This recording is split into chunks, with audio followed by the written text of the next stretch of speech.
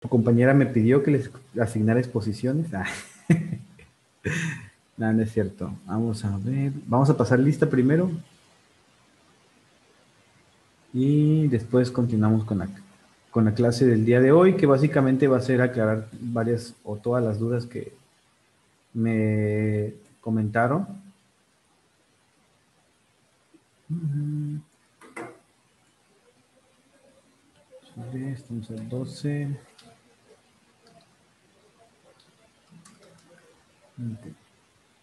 Bueno, Margot, ¿se encuentra? No. Diana Excel,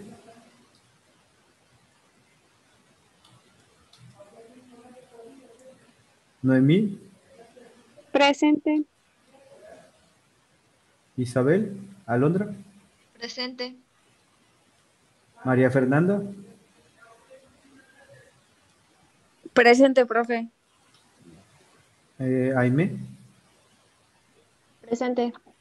Ok. Bueno, chicos, antes de empezar la clase, por ahí, bueno, si alguien tiene el número de su compañera Margot, le pueden mandar un mensajito y le pueden decir que hoy es el último día que le voy a poder recibir su trabajo del ensayo. Después ya no, porque no lo ha subido.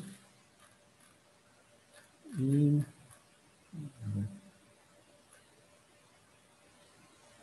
¿qué les parecieron los artículos, chicas? ¿Interesantes, no interesantes? Me parecieron interesantes, profe. ¿Qué opinan de ellos? Estaban bastante largos, muy complejos, tenían mucha información.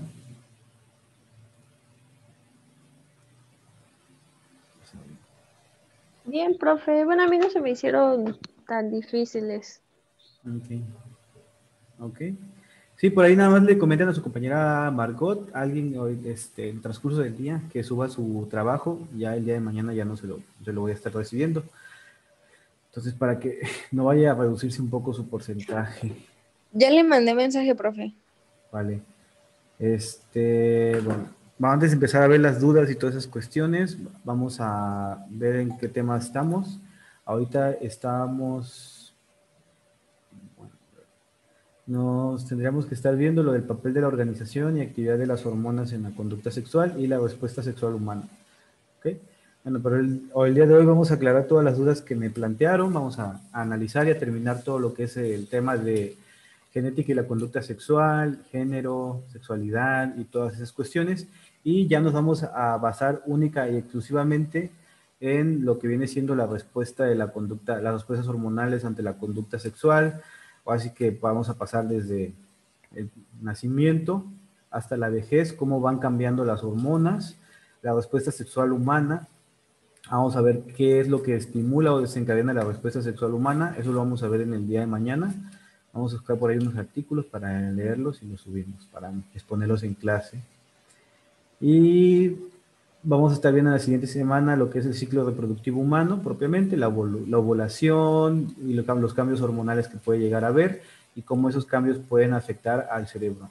Sobre todo en la cuestión de la ovulación afecta mucho en los cambios de humor a lo que viene siendo el cerebro femenino y vamos a ver todo eso.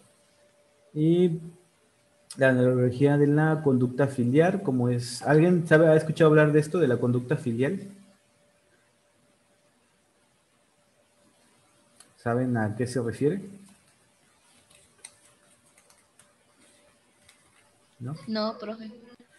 Ajá, bueno, conducta filial, filial como tal significa familia, entonces neurobiología de la conducta familiar o de una conducta familiar, cómo es que influye la neurobiología y vamos a dar algunos conceptos de salud e higiene sexual, por ahí para la próxima clase, específicamente para el viernes, perdón, para la próxima semana, específicamente para el viernes, vayan planteando cualquier duda que tengan en cuanto a higiene sexual, no solamente física, sino de salud mental, las parafilias y todas esas cuestiones, investiguen en el tema y cualquier duda que tengan para ese día, pues lo vamos a estar aclarando. Igual si tienen alguna duda de cómo hacer las recomendaciones a algunos pacientes o qué le recomendaríamos a algunos pacientes que vayan teniendo ustedes en cuanto a su sexualidad, pues igual ese día vamos a aclarar todas las dudas. Entonces, para mañana vamos a ver eso, ¿no? Lo de las hormonas en lo que viene siendo la conducta sexual y la respuesta sexual humana. Y vamos a comenzar con una.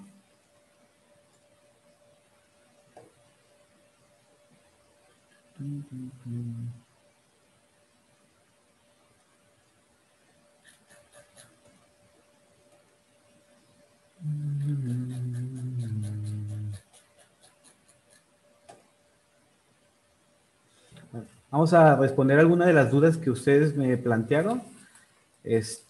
Algunas vamos a debatirlas más que responderlas, puesto que algunas no tienen respuesta científica como tal, sino es una respuesta empírica, y algunas vamos a analizar el por qué la respuesta es esa o por qué es, ¿no?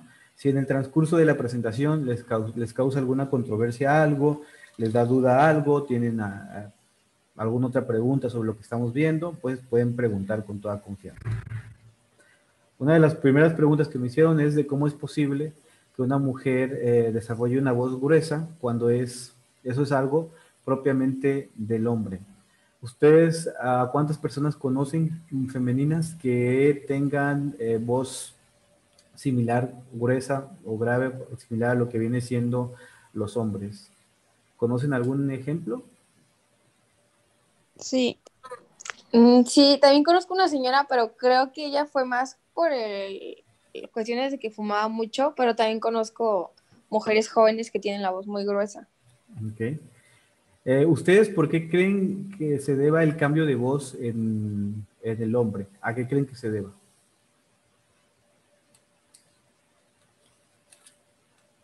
Aunque no sepan la respuesta correcta, lo que ustedes creen.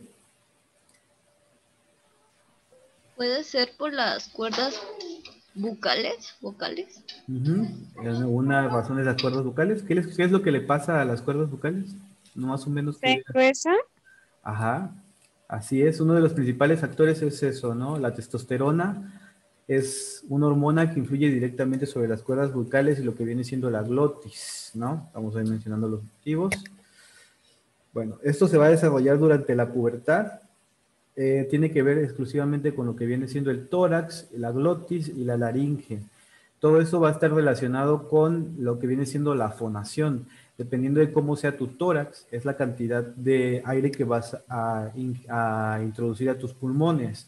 También eso va a influenciar. Si se dan cuenta, el tórax de una mujer es diferente por la estructura ósea al tórax de un hombre. Sin embargo, si ustedes observan a las mujeres que tienen voz grave, voz similar a la masculina, van a poder detectar que quizás sus hombros son un poco más anchos con respecto a la de la mayoría de las mujeres que tengan un tono femenino en su voz.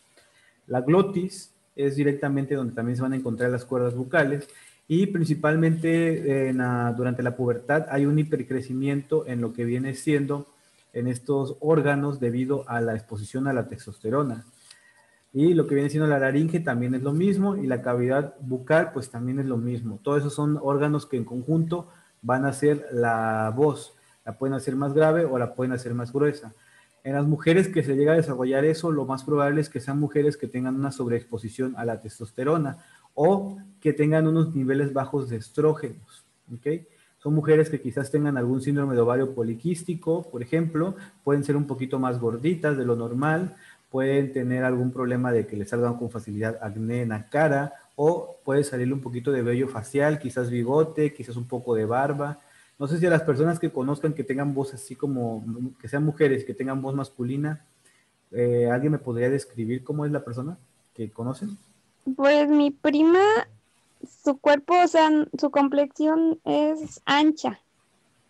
O sea, si usted la ve, porque ella siempre se viste como chola. Si usted la ve de espaldas, piensa que es un hombre. Ok, ajá. Y tiene muchos vellitos en los brazos. Ok, sí. En ese caso, por ejemplo, en tu prima lo más probable es que sea una sobreexposición a testosterona o baja producción de estrógenos. Cuando hay una baja producción, nosotros como hombres y ustedes como mujeres también producimos las hormonas inversas, es decir, en los hombres también producimos estrógenos, pero la mayoría o la mayor parte son testosterona. En las mujeres pasa lo mismo. Entonces lo que puede pasar es que o no produce estrógenos o está produciendo demasiada testosterona o consumiendo alimentos que tengan demasiada testosterona. Por eso es que se agarra una complexión masculina y eso le otorga una voz masculina. ¿Ok? En ese punto, ¿alguien tiene alguna duda? ¿Quiere comentar algo o quieren agregar algo, chicas? ¿No? Bueno.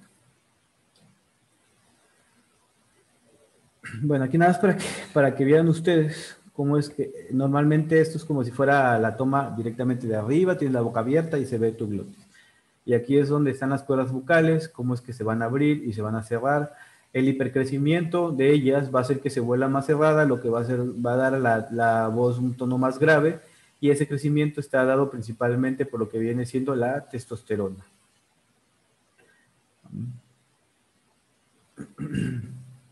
Aquí pueden ver todas las posiciones que tiene la glotis. En la respiración normal, como es que solamente se queda así. En la respiración fuerte se abre más. En el cuchicheo se queda simplemente abierta en esta posición. Y en la fonación, que es cuando hablamos de manera normal, están en este tono. ¿Okay? Alguien por ahí me preguntó qué son las gónadas. ¿Alguien sabe qué son las gónadas, chicas? ¿O tienen alguna idea de qué son las gónadas?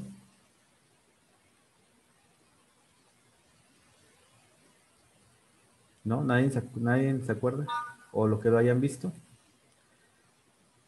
Bueno, las gónadas como tal básicamente son las glándulas genitales, puede ser masculina o femenina, y se encargan de la elaboración de las células reproductivas. En el caso de los hombres van a ser los ovarios en las mujeres y van a ser los testículos en los hombres. A eso se refiere con gónadas. Siempre que se hable de gónadas, se está hablando de los genitales propiamente, indiscriminadamente de si tiene o no desarrollado los genitales. Si tiene testículos, tiene gónadas masculinas. ¿Por qué? Porque produce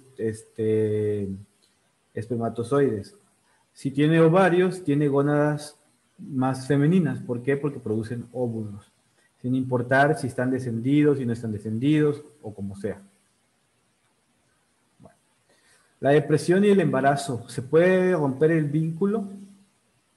En ese caso, supongo que la pregunta se refería a si se puede romper el vínculo que hay en el momento del nacimiento entre la mamá y el hijo. ¿Ustedes alguna vez han visto o conocen algún paciente que tenga depresión?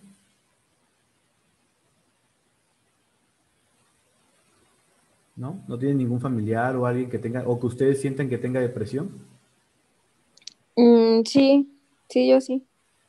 ¿Qué características notas en esa persona en cuanto a su comportamiento? Pues que no quiere hacer nada, no tiene ganas ni de bañarse, ni de comer, cosas así. O sea, no es precisamente que se la viva llorando, pero sí le veo como que no quiere hacer nada, que no sé, se ve diferente a como era antes. Okay. ¿Y en la interacción con las demás personas, socializa de manera normal? ¿Ha interrumpido su socialización? ¿Has notado algún cambio? Sí, sí, ya no sale. Bueno, independientemente de la pandemia, desde antes ya era como que su círculo de amigos ya no se hablaba, se distanció mucho socialmente. Ok. Lo mismo puede pasar con una mujer embarazada. Una mujer embarazada es muy raro que se rompa ese vínculo, pero puede sentir cierto desapego hacia lo que viene siendo su bebé, pero es principalmente por su enfermedad. El bebé no le va a heredar la depresión, porque la depresión no es una enfermedad heredable que si ya soy depresivo, mi hijo 100% la va a tener. No, existe posibilidad, sí, pero no es 100%. Es más que nada por el contorno o entorno social donde se desarrolla el bebé. Pero sí se puede llegar a romper el vínculo de parte de la mamá. La mamá puede sentir cierto desapego por él. Lo vamos a ver ahorita. La depresión postparto, ¿no? Ah, ándale, de hecho, justamente ese tema vamos a tocarlo tantito. La depresión en el embarazo, bueno, vamos a ver que la depresión es gravídica. Siempre que se habla de embarazo, nosotros los médicos, cuando son enfermedades en el embarazo, le agregamos gravídicas, porque una mujer que está gravídica, para nosotros es como decir una mujer embarazada, es como el término médico, por decirlo así. Vamos a ver que si el embarazo es deseado o no deseado, esto va a influenciar directamente en lo que son las depresiones, ¿ok? Por ejemplo, una mujer que lleva, no sé, 10 años, 15 años buscando un hijo y queda embarazada, obviamente va a ser una mujer que va a estar feliz, aparentemente, no lo sé, dependerá de todas las circunstancias. Pero en teoría debería de estar feliz porque es algo que ha buscado a lo largo de su vida y lo siente ella como una recompensa ante tanto esfuerzo y ante tanto sacrificio.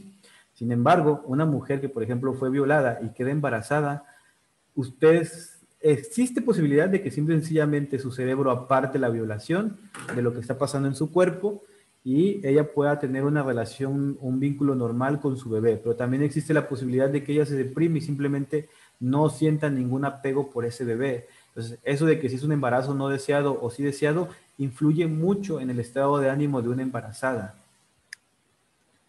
Bueno, el estado de la mujer previo al embarazo, pues obviamente, si una mujer ya está depresiva desde antes, cuando se embaraza, pues se va a complicar más ese problema, ¿no?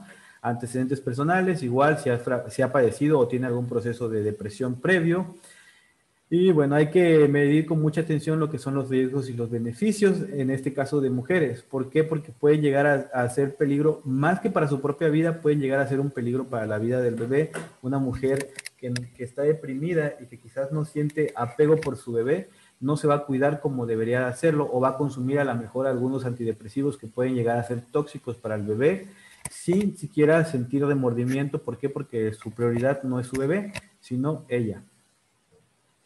Durante los 3 primeros meses de embarazos, algunos ansiolíticos a dosis bajas son utilizados y no hay ningún problema, pero después ya es un poco más difícil.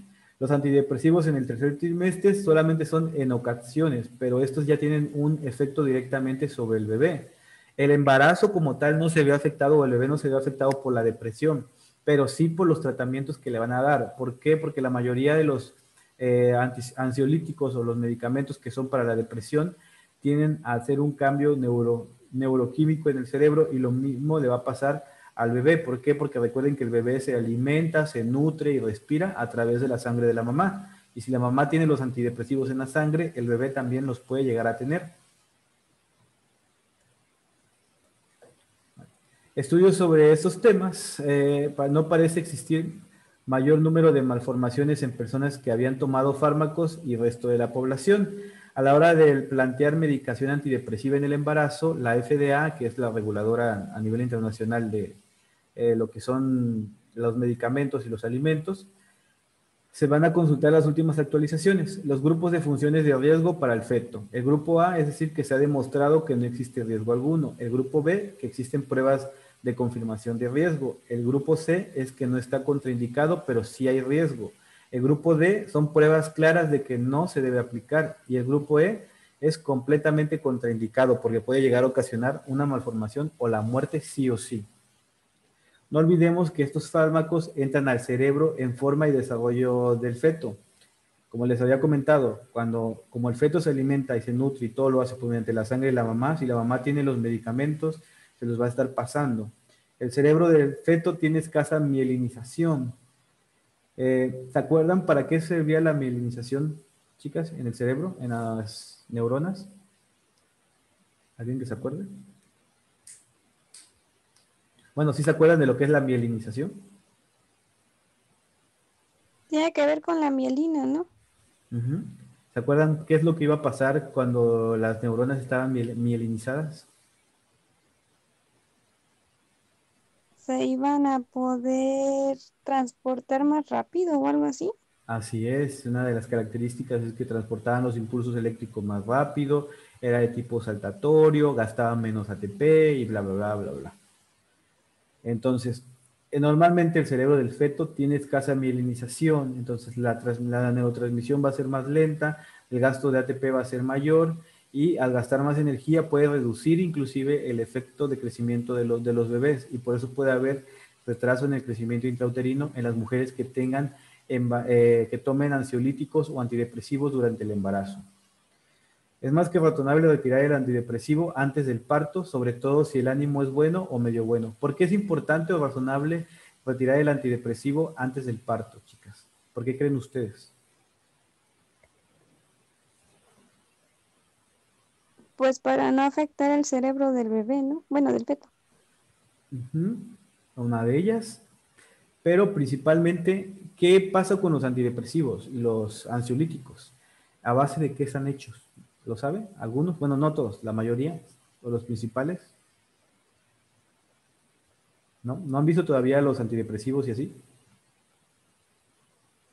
No, aún no. Bueno, la mayoría de los antidepresivos están derivados, o los más principales están derivados de los opiáceos. Entonces tienden a ser adictivos y pueden llegar a generar síndrome de abstinencia en un bebé recién nacido de una mamá que está acostumbrada a tomar dosis altas de antidepresivos. El bebé nace con síndrome de abstinencia y créanme que la pasan bastante, bastante mal esos bebés. Es como, bueno, yo vi un video donde un bebé temblaba y temblaba y temblaba, que decían algo así de que creo que su mamá era adicta a no sé qué. Ujú. Así se ¿Pasa ponen, eso? así se ponen y la pasan horrible los bebés.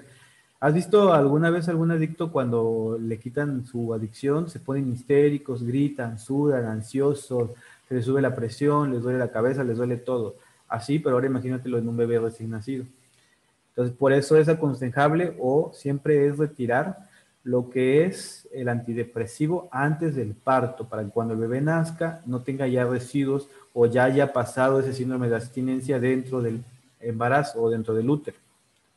Hay que retirar eso de manera progresiva y no de golpe, y cada caso es evaluado de manera individual, como todo. Aquí saben que las personas nunca somos iguales, podemos generalizar en algunos puntos, pero al final del cabo la atención siempre debe de ser personalizada. Las mujeres con antecedentes de depresión pueden caer durante el embarazo o el puerperio en depresión, y la depresión durante el embarazo implica riesgo para la madre y para el feto. Tras el nacimiento, si aparece depresión postparto, puede interferir en el establecimiento de los vínculos madre e hijo, lo que puede tener efectos negativos para ese niño. Se tiene que dar psicoterapia, terapia de pareja o de grupos. ¿Por qué creen que ese rompimiento de lo que son los vínculos madre e hijo le puede ocasionar efectos negativos para un niño? Y porque ya en el posparto, el bebé ya salió, ya nació y me da depresión posparto y yo no quiero a mi hijo, pinche mocoso, yo no lo quiero, aléjalo de mí, bla, bla, bla, bla. ¿Por qué creen que el niño le va a afectar eso? Si al final al cabo ni me va a escuchar o ni me va a entender lo que yo le diga. Porque el primer contacto del niño es con la madre siempre. Así es. Exacto, es el vínculo más importante. Así es. Si ustedes algún día tienen la oportunidad de ver nacer algún pollito o algún pájaro o algo, si ustedes son lo primero que esos animalitos ven al nacer, se vinculan con ustedes y los siguen para todos lados, como si ustedes fueran la mamá. Lo mismo pasa aquí, el niño al nacer hace el vínculo, el clic con la mamá. Si no recibe ese cariño, ese apego, su desarrollo psicomotriz se detiene. ¿Por qué? Porque las mamás están con ellos, los estimulan, juegan con ellos, de manera indirecta o de manera directa. Es decir, que lo haga con conciencia o que lo haga inconscientemente, lo está haciendo. Le dan de comer y genera un vínculo más fuerte. Y eso va desarrollando poco a poco esas características psicomotrices del niño, a agarrar las cosas, a balbucear, a hablar, a identificar los rostros. Y si el niño no tiene ese vínculo, no tiene ese aprecio, puede romperse ese desarrollo o puede atrasarse un poquito, y por eso es que va a tener que llevar psicoterapia o terapia de pareja para en caso de que el esposo también tenga algún problema, porque afecta muchísimo la depresión postparto. Bueno, hay que saber los riesgos de tomar antidepresivos durante el embarazo y la lactancia no son tantos comparados con las ventajas. Entonces, hay que siempre considerar las ventajas con las desventajas. Ok, mi niño tiene un 0.1% de probabilidades de que tenga alguna malformación si le doy antidepresivos a la mamá, pero la mamá es depresiva de toda la vida y ya se ha intentado suicidar 7 veces. Obviamente, le tienes que dar el antidepresivo. ¿Por qué? Porque es mayor el beneficio que le vas a hacer tanto a la mamá y vas a llevar a término ese embarazo. Entonces, por eso es importante considerar todos los antecedentes y el estado anímico en el que se encuentre la mamá previo al embarazo, y ya a base de eso determinar si se le da algún antidepresivo o si no se le da. ¿Ok? Vamos a hablar de la depresión postparto. La depresión postparto es en las primeras 4 semanas tras el parto. Suele ser a las 2 semanas en unas tasas del 10 al 40%. Se da una sensación de tristeza, decaimiento, rechazo al bebé, ideas de culpa asociadas incapacidad para sentir cariño hacia el bebé. Puede llegar a ser grave en algunas ocasiones, tratamiento debe ser desde el inicio, ¿ok? Entonces, la reacción emotiva de la mujer a los 2 o 3 días de empezar el puerperio, llanto, tristeza, ansiedad, cambios hormonales inmediatos al posparto, es leve y se cura de manera natural. Eso es lo que sería el blue postpartum.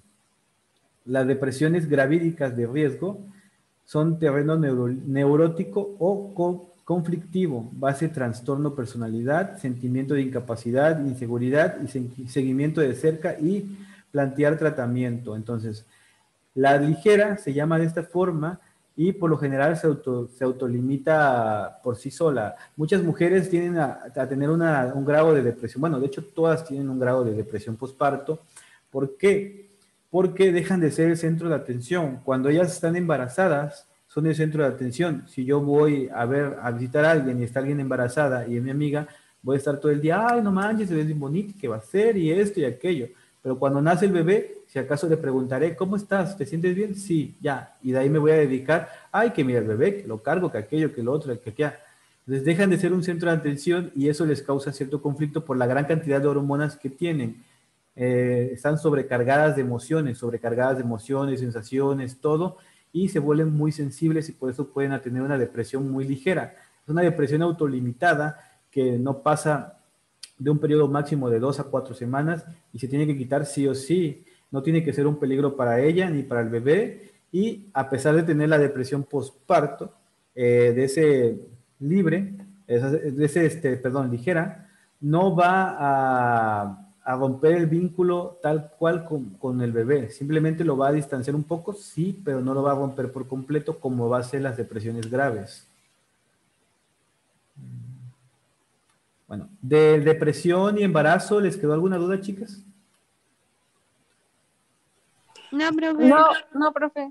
No, profe. Entonces, respondiendo ahora sí a la pregunta, ¿se puede romper el vínculo con la depresión en el embarazo? Chicas, ¿qué responderían ustedes?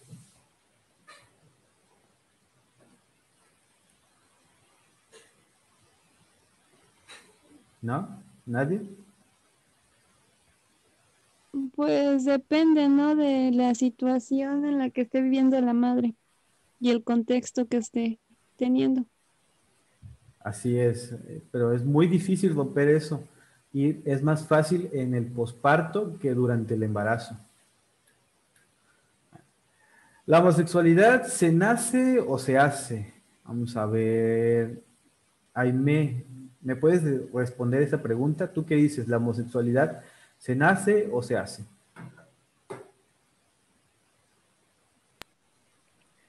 Pues yo pienso que tiene mucho que ver con las dos cosas, que de la genética y los genes y todo, pero igual cuando el individuo se va desarrollando en el entorno, pues él va decidiendo sus preferencias. Vale. Fernanda, ya que estás rayando, ¿me puedes decir si la homosexualidad se Perdón, nace, profe, fue por accidente, perdón. la homosexualidad se nace o se hace? Pues es que justamente apenas estaba leyendo unos artículos acerca de que ya viene en la predisposición genética. O sea, no sé, igual ya estaba muy fumado mi artículo o no, no sé, pero hablaba acerca de que ya viene predeterminado genéticamente. Ay, es que estaba rayando, profe, perdón. Pero que ya viene predestinado genéticamente, predeterminado, perdón, genéticamente, y que de hecho ya quieren hacer como modificaciones en el ADN para, bueno, ya se volaba más cosas. Pero también mi duda es si ya viene, o sea, realmente genéticamente, o puede ser que mi contexto social esté influyendo, o si es por cuestión de elección. Ok. Bueno, directamente se han propuesto muchísimas teorías, se han hecho investigaciones, sin embargo, todas las investigaciones pues tienen un grado de sesgo muy grande y siempre después de cada investigación se debate todo y se vuelve a refutar. Hasta el momento se han encontrado algunos genes, principalmente en algunos alelos relacionados con el cromosoma X, donde se habla de que hay algunas alteraciones que pueden estar correlacionadas con la homosexualidad. Sin embargo, no es el 100% de las personas, no es como que todas las personas homosexuales puedan llegar a tener eso. Como para decir, por ejemplo, el síndrome de Down es una alteración cromosomal y bla, bla, que sucede en tal cromosoma, altura de tal locus y bla, bla. Y todos los niños con síndrome de Down tienen lo mismo. Entonces, esa alteración genética genera el síndrome de Down. Pero en el caso de la homosexualidad no pasa así. ¿Se han comprobado algunas teorías? Sí, se han descubierto ciertas frecuencias de genes que están en las personas que son homosexuales, pero no todas tienen ni las mismas alteraciones ni los mismos genes. Entonces, por ello se refuta un poco la teoría entre que sí, entre que no, y es una pregunta que yo creo que hasta el momento todavía no tiene respuesta. Si tú lees un artículo, te puede llegar a decir que sí, que efectivamente se nace así por los cromosomas y bla, bla. De ahí vas a leer un artículo que te diga, ¿sabes qué? Mira, este estudio que mencionaba antes no es cierto. ¿Por qué? Porque se hizo este otro estudio que comprobó que no es cierto. Y así se le han pasado toda la vida. Uno dice algo y otro científico lo debate. Entonces, por eso no se ha llegado a un consenso si la homosexualidad se nace o se hace. Eso que tú mencionas, yo lo he visto, bueno, yo lo he escuchado para específicamente escoger el sexo del bebé. Muchos papás dicen, yo no quiero tener un bebé mujer, quiero tener un bebé varón, y pues ya, entonces, ¿qué va a pasar? Pues bueno, mejor lo altero genéticamente para que yo asegurarme de que voy a tener un hijo varón en lugar de una mujer, por decirlo así. Pero hasta el momento de la homosexualidad no se sabe si se nace o se hace. Desde un punto de vista personal y opinión personal, porque cada quien va a tener sus opiniones personales, yo diría que la mitad depende de la genética, porque siento que sí hay factores que influyen, y la otra mitad es total y completamente del entorno social en el que nos desarrollamos. Porque, por ejemplo, en un artículo que yo leí, planteaba todos los conceptos de sexualidad que se habían descubierto en la genética, pero al final planteaba lo siguiente: si es que verdaderamente la homosexualidad está en algunos genes, ¿cómo es que una pareja que es 100% heterosexual puede llegar a tener un hijo gay? Si en teoría ellos no tienen ningún hijo homosexual, ningún gen homosexual, tienen genes heterosexuales. Entonces no deberían por qué heredar el cromosoma o el gen gay. Ese es un no que planteaba. Y al final al cabo la reproducción solo se puede llevar a cabo mediante una relación heterosexual, hombre, mujer. Bueno, sí, ahora ya puedes inseminar, puedes inyectar, bla, bla, bla, bla, bla, bla. Pero propiamente biológicamente normal, en una relación heterosexual entre hombre y mujer, es donde se lleva a cabo la reproducción, y por eso es que él planteaba que realmente no se sabe si se nace o se hace, ¿vale? Entonces, la pregunta es muy ambigua, muy amplia, y podríamos discutir por horas sobre eso, pero yo les diría que mi punto de vista personal es que es 50 y 50. Ustedes, yo les recomiendo que se informen, lean sobre la homosexualidad y todo eso, y lleguen a ustedes a su propia conclusión, y que eso sea así que su estandarte siempre, siempre tomando una respuesta informada, nunca nada más porque me caen mal los gays y yo digo que todos nacen así, o nada más se están haciendo mensos y me caen mal y ya, no, siempre informarse para poder dar una opinión. Entonces, les diría que si tienen dudas de la pregunta, pero pues no hay respuesta, así que, vale. ¿Alguien quiere agregar algo más con ese tema, chicas? ¿Un comentario, agregar algo? ¿O ya está bien así?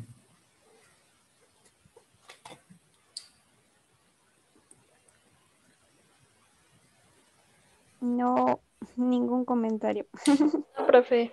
Vale, pues. Bueno, aquí me hicieron otra pregunta. Usted menciona que hombres y mujeres son propensos a ciertas enfermedades.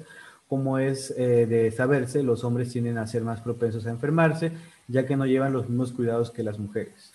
Entonces, su pregunta fue, si se cuidaran de una manera similar, ¿la tasa de enfermedades sería igual o seguiría viéndose tal diferencia? Antes de que yo les diga mi respuesta o lo que investigué, ¿Alguien quiere compartir su respuesta a esta pregunta? ¿O qué opina sobre esta pregunta? Bueno, vamos a ver. Alondra, ¿me puedes decir qué opinas sobre esto? Bueno, esa también era mi duda. Ah, bueno, entonces le vamos a preguntar a María Fernanda. A ver, María Fernanda, ¿qué opina usted de esto? Pues justamente también era mi pregunta, profe. Ah, bueno, bueno, Pero bueno, alguien que no haya hecho la pregunta. bueno, le iba a decir que A ver. podrías, o sea, yo siento que sí influye cuestiones biológicas, pero también el contexto, pues, social en el que vivimos. Y pues, o sea, en este sentido que dice que no tenemos los mismos cuidados que los hombres, yo digo que sí es cierto porque, por ejemplo, por cuestiones de, no sé si decirlo cultura, pero socialmente las niñas son más como de que tienes que ser más limpia, que esto, que... O sea, sí, nosotras está más fomentado la limpieza que en algunos hombres. No digo que sean cochinos, pero muchos hombres eh, piensan que el hecho de ser muy limpio se tiene que ver con cuestiones metrosexuales u homosexuales. Entonces también podría de cierta manera influir los cuidados, pero también pienso que es también ya desde una cuestión más biológica, que de hecho mi pregunta le comentaba del autismo y la teoría que dice que es acerca de que hay más hombres autistas que mujeres, pero hay una teoría que dice que es por las vacunas, que, que las vacunas son las que están generando el autismo y que las mujeres tenemos mejores o mayores defensas que los hombres. Ok. Sí, de hecho es controversial ese tema del autismo y de las vacunas. Es como que la bandera de estandarte de los antivacunas. El autismo y las vacunas. Y verdaderamente sí se ha visto una relación muy importante entre la enfermedad y las vacunas, pero pues bueno, respondiendo propiamente a la pregunta, bueno, propiamente, si vemos las estadísticas, bueno, es un poquito borroso, espero que lo puedan ver. En las enfermedades y los factores de riesgo, cuando hablamos de hipertensión arterial, por ejemplo, hablamos de que en hombres es 59.8 y en mujeres es 52.8, ¿no? Enfermedades del corazón, en los hombres es el 21.27 y en las mujeres es el 37.1. En lo que viene siendo diabetes mellitus, 16.67, 19.2 y así podríamos seguir, ¿no? En algunas hay diferencia, en algunas otras no. Podemos ver aquí el alcoholismo, 5.9 y las mujeres es un porcentaje muy bajo, no se ve casi mujeres como tal con alcoholismo. Cuando hablamos de depresión, la diferencia es brutal entre la prevalencia entre hombres y la prevalencia entre mujeres. Entonces, esto, por ejemplo, el alcoholismo, pues está determinado totalmente por un ámbito social, como mencionábamos. Quizás si tuviéramos un ámbito social igualitario al 100% y los mismos cuidados y las mismas precauciones que el género, que las mujeres, pues obviamente el alcoholismo en los hombres disminuiría como enfermedad. Sin embargo, hay enfermedades propias. De hecho, por ejemplo, ustedes como mujeres hasta los 50 años están protegidas por el efecto de los estrógenos frente a enfermedades cardiovasculares como el infarto, como quizás un ictus o quizás algún problema del corazón. Cualquier problema del corazón, ustedes por el mismo efecto de los estrógenos están más protegidas que un hombre. Si yo, por ejemplo, Fernanda y yo nos cuidáramos exactamente igual, hiciéramos lo mismo, comiéramos lo mismo, mi probabilidad de que a mí me diera el infarto sería de 3 o 4 veces mayor que a ti, a pesar de que estemos haciendo lo mismo y comiendo lo mismo y cuidándonos y haciendo ejercicio. Y es única y exclusivamente por el efecto de las hormonas. Entonces, ¿se vería la diferencia? Sí, se vería la diferencia en las enfermedades que son propiamente del entorno social, como el alcoholismo, quizás en la diabetes mellitus, quizás, no sé, en algún otro tipo de enfermedades que sean de entorno social. Pero las enfermedades del corazón, por ejemplo, hablando propiamente de eso, no haría ninguna variación. Al final y al cabo, ustedes tienen una protección natural de los estrógenos y nosotros no la tenemos, pues porque no producimos estrógenos. Entonces, no sé si por ahí queda clara la pregunta o tengan alguna otra duda o comentario. ¿No? Ya me quedó Ah, más pero claro. ok, ya lo entendí. Vale. Bueno, ¿cómo serían los cromosomas de una persona intersexual? Alguien preguntó por ahí eso. Vamos a ver. Aime, ¿sabes qué es intersexual? ¿O por qué una persona se dice que es intersexual?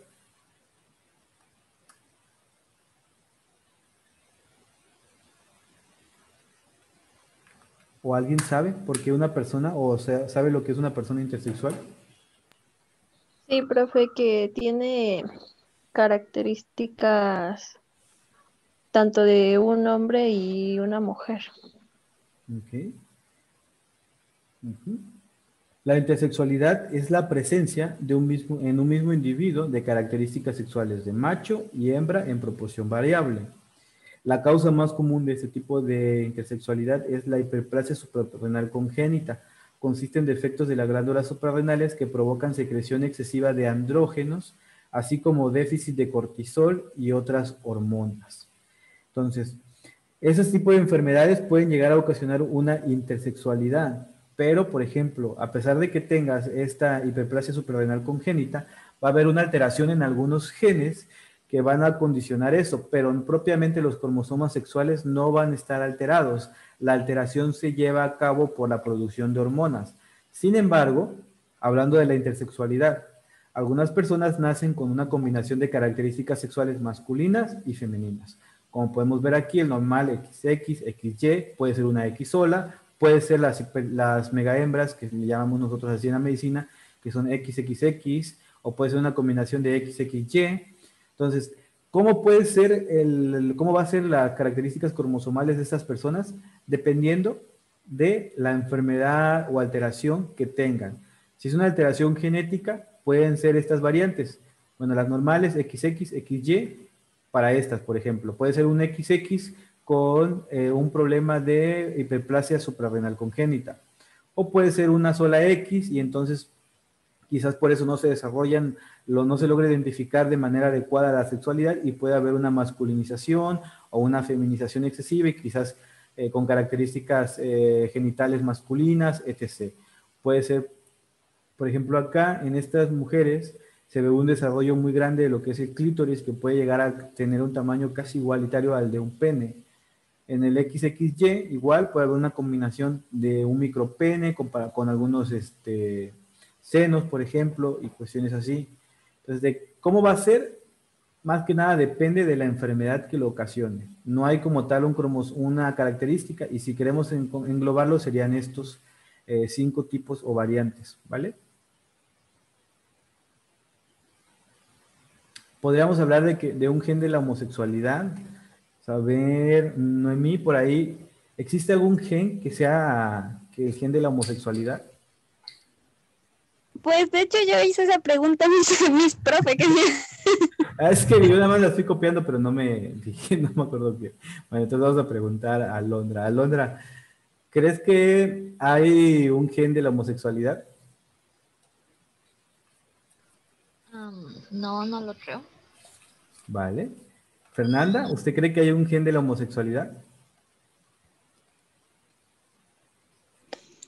Pues no, Así es, no, no tenemos no. ningún gen, no tenemos ningún gen este, de arcoíris adentro.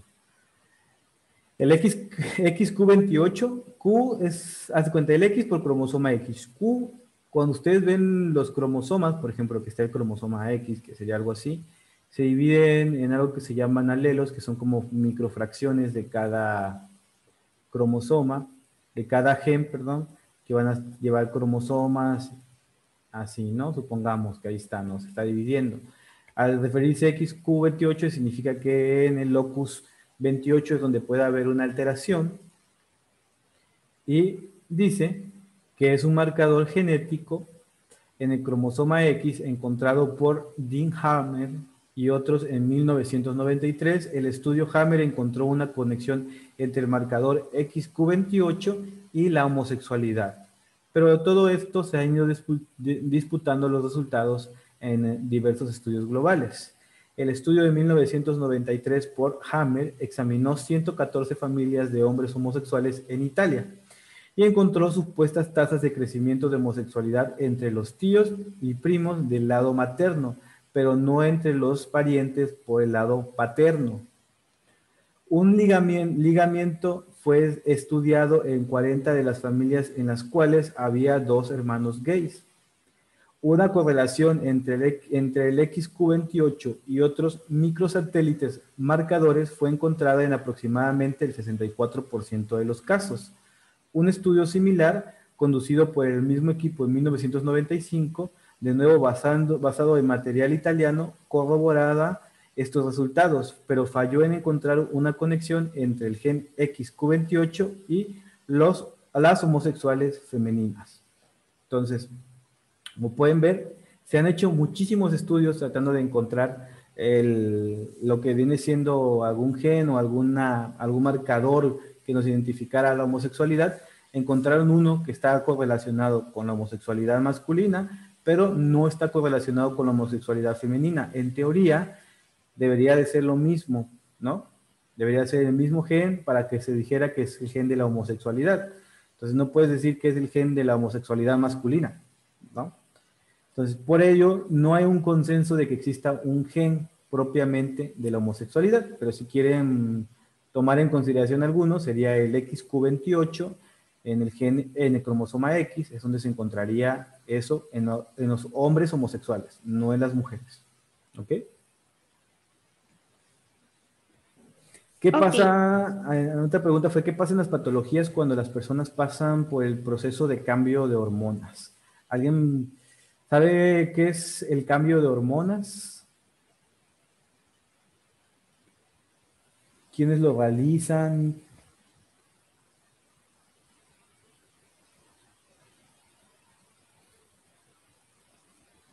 ¿No? ¿Nadie? ¿Es los cambios de la adolescencia? Pues podría O ser, sería la menopausia. podría se ser, pronuncia. podría ser. Bueno. ¿Qué pasa con las patologías cuando las personas pasan por los procesos de cambios de hormonas? ¿Quién hizo la pregunta por ahí? ¿Está aquí? Yo, Ok. ¿A qué te referías exactamente cuando decías cambios de hormonas? es que en ese momento se me había ido la palabra y hasta ahorita, pero yo me refería a las personas cuando hacen el cambio de sexo, Ok. de, por ejemplo, de hombre a mujer. Ok, vale. Ahora sí ya estamos en el contexto. Tomando en contexto eso, que se refiere al cambio de género, de sexo, ¿qué me pueden responder ustedes? ¿Qué creen que pase con las patologías cuando se hace este cambio? Si tienen alguna patología. ¿Se modifica también? ¿Desaparece? ¿No se modifica?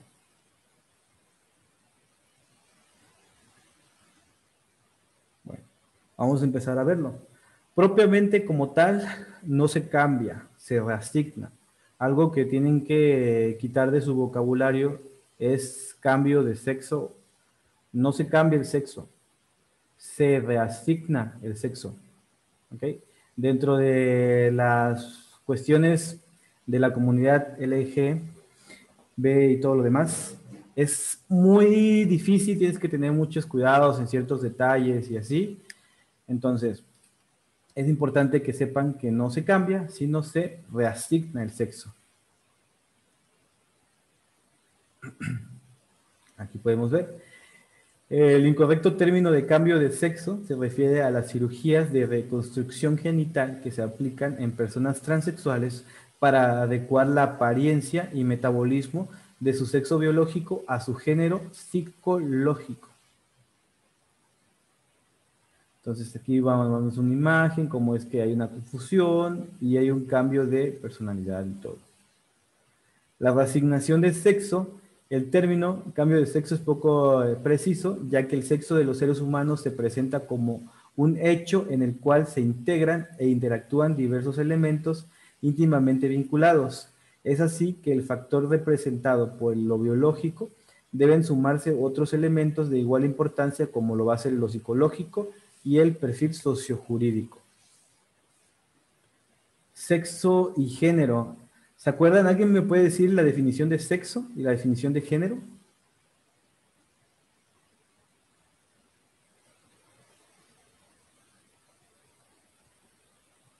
a ver. Aime, ¿me puedes decir la diferencia entre sexo y género o la definición de sexo y género?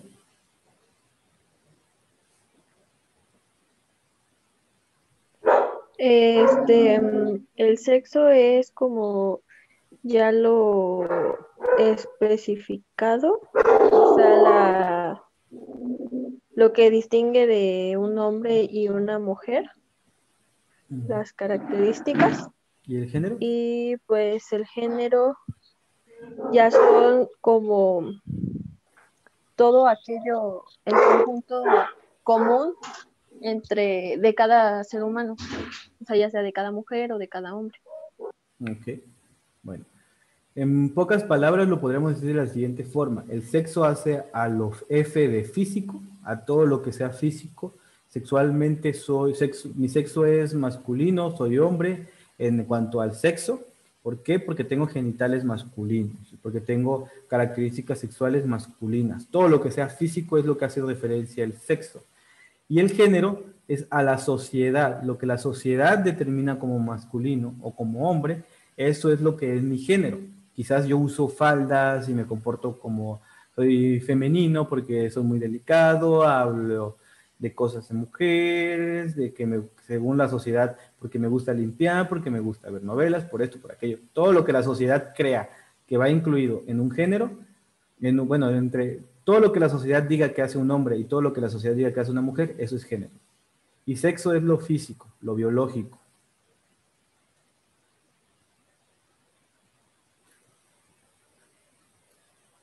Bueno, vamos a ver desde el punto de vista científico, se identifican hasta 6 elementos en su conjunto configuran la posición que desde el punto de vista sexual tiene el sujeto. Vamos a ver que el dato cromosómico, constituido por un patrimonio celular heredado en el instante de la concepción y que consiste de 23 pares de cromosomas, 22 de los cuales son comunes a ambos sexos. Solamente nos diferencia un cromosoma. Las características sexuales gonadales, condicionados por lo cromosomático, representados por ovarios o testículos, las gónadas, hablando propiamente. Los caracteres hormonales, la producción de testosterona y la producción de esteroides y de estrógenos.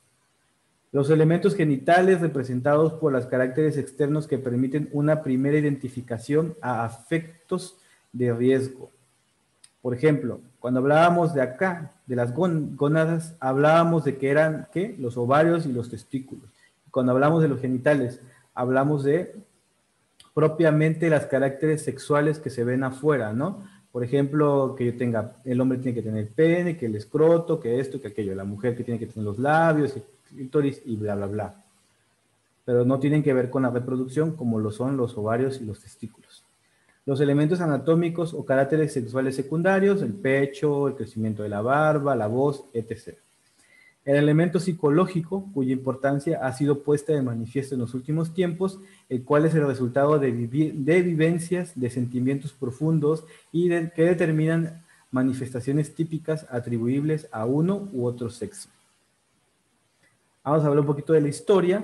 El transexualismo en 1994 fue catalogado como un trastorno de identidad de género por el Manual Diagnóstico y Estadístico de los Trastornos Mentales, el DSM-4. Actualmente ya está el DSM-5 y ya no está considerada ni la homosexualidad, ni el transexualismo, ni nada de eso. Está considerado propiamente como enfermedades mentales, pero hasta 1994 al menos todavía por otros 3 o 4 años, lo siguió siendo. Etiopatogenia. ¿Alguien me puede decir por qué creen que pasa esto? ¿Por qué las personas quieren cambiar de sexo? ¿Por qué quieren que les reasignen su sexo de hombre a mujer? ¿Qué creen que lo cause? Pues va a haber muchos motivos, ¿no? Ya va a depender del individuo. ¿Cuál sería el principal motivo por el cual solicitan eso? Podría ser que quieren sentirse completamente lo que, por ejemplo, un hombre que quiere ser mujer y al no tener el sexo biológico, entonces se siente incompleto y entonces opta por eso, ¿no? Porque tal vez piensa que así la sociedad lo va a aceptar como tal. De hecho, creo que ya se pueden cambiar las actas, ¿no? De nacimiento Ujú, también. así es. Primero tienes Y que hacer entonces toda ya la sería vacunación. una mujer o hombre completo. Así es. Entonces, principalmente la principal causa es eso, son las causas emocionales, las causas, nadie se cambia el género, bueno, sí hay quienes lo han hecho por eso, pero son muy raros que simplemente me los cambio porque quiero tener una vagina en lugar de un pene, pero no me hace feliz ni me siento completo. La mayoría de las personas que toman esta decisión, porque es un proceso muy largo, muy difícil y muy complejo, lo hacen para, como mencionan, sentirse completos, sentirse plenos, sentirse libres, es principalmente por los efectos psicológicos o psicosociales que influyen en ellos. Bueno, la característica de la demanda, vamos a poner esto de Helm, es principalmente porque actualmente inclusive se trataba de legalizar las cirugías de reasignación de sexo, así como se trataba de legalizar el aborto y todas esas cuestiones.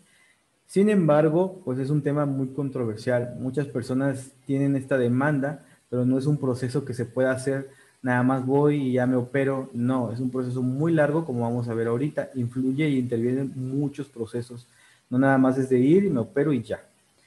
Vamos a hablar de la vaccinación de sexo, por lo tanto, más que una transformación, lo que ocurre es una estabilización y definición necesaria para volver a asociar el conjunto con sus componentes elementales, devolviendo la armonía a todos los caracteres físicos y psíquicos. Es lo que hablaba, la persona no se siente completa, no se siente estable, no se siente tranquila hasta que se le reasigna su sexo y entonces ya es una persona plena. Vamos a hablar de las fases del abordaje, si se debe hacer con un equipo de multidisciplinario, como va a ser el psicólogo, el psiquiatra, el endocrinólogo y el cirujano plástico. Entonces, si pueden ver, es una combinación entre la psicología y la medicina. Entonces, este tipo de pacientes a ustedes les puede llegar a tocar y tienen que saber cómo manejarlo. Hablando de la psicología, tiene que ayudar al diagnóstico, es decir, a evitar el arrepentimiento. ¿Por qué? Porque una vez que ya lo hagas, ya no hay vuelta de hoja. No es algo que me tatúo algo y quizás para mañana ya me aburrí, ya no lo quiero, pues me tatúo otra cosa encima o me quemo el tatuaje y ya se me quitó, ¿no? Ahí definitivamente no es como que, ay, córteme mi pene y a los 3 días ya me arrepentí, vuelvan a ponérmelo. Pues no, no se puede. Entonces, por eso es que se tiene que hacer una valoración psicológica muy estricta y psiquiátrica muy estricta para hacer entender a la persona y para hacer comprender a la persona de la decisión que está a punto de tomar y que una vez que la tome no hay vuelta de hoja, no va a poder regresar al sexo del cual está saliendo. Obviamente también hay que apoyar al soporte familiar y al social. En cuanto al social, bueno, ustedes no se pueden encargar de eso, pero al familiar sí lo pueden hacer y si la familia lo acepta, va a cambiar todo el entorno social. Entonces, es una terapia que no solamente va dirigida a la persona, sino a toda la familia que va a estar involucrada en todo el proceso. Con el psiquiatra, tiene que dar el diagnóstico certero, es decir, diagnóstico diferencial, que la persona como tal no tenga una enfermedad psiquiátrica, ¿ok? Porque hay enfermedades psiquiátricas que quizás tratándolas se corrija la idea de cambiar de algún sexo o reasignación de sexo. Pero una vez que se confirma que verdaderamente la persona no tiene ningún trastorno psiquiátrico, que simplemente es una decisión propia que está tomando por su felicidad, por su plenitud, por todo lo que quieran agregarle, pues se les da paso libre, pero si el psiquiatra dice, ¿sabes qué? Yo creo que con un tratamiento psicológico no es necesario que acudas a hacerte la cirugía, te voy a medicar, te vas a tomar esto y con eso te vas a sentir pleno sin necesidad de operarte. Si pasa eso, pues no lo van a operar, así lleves el dinero, así hayas hecho de todo lo que hayas hecho. ¿Por qué? Porque no tiene que ser una decisión tomada de manera impulsiva, sino tiene que ser una decisión consciente y completamente irreversible. El endocrinólogo, bueno, valora un punto de vista que son hormonal, gonadal y cromosómico. Una vez dado el diagnóstico por el psicólogo y el psiquiatra, se comienza con el tratamiento hormonal. Inclusive antes de empezar con el tratamiento quirúrgico, se empieza con el tratamiento hormonal. Hablando de la cirugía plástica, después de un año del inicio del tratamiento hormonal, se puede recurrir a la mastectomía en el caso de las mujeres. Y después de 2 o 3 años solicitar la cirugía de genitales. Si se dan cuenta, ya para esto ya pasaron un mínimo de 3 o 4 años desde que inició el proceso hasta que ya está llegando a la parte de la cirugía de reasignación de sexo propiamente dicha, ¿no? Entonces, por eso les decía que se tiene que hacer una valoración al paciente muy compleja, muy estricta, y determinar que verdaderamente no sea un capricho, porque no es algo que vaya a hacer en un día o dos, y no es algo que tenga vuelta de hoja una vez que lo haces. Aquí podemos ver cómo son las cirugías de lo que viene siendo.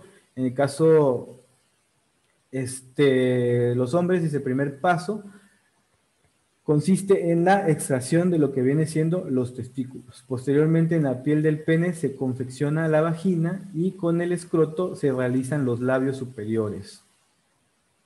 El tercer paso, por último, se anastomosa la uretra para que quede en una posición femenina.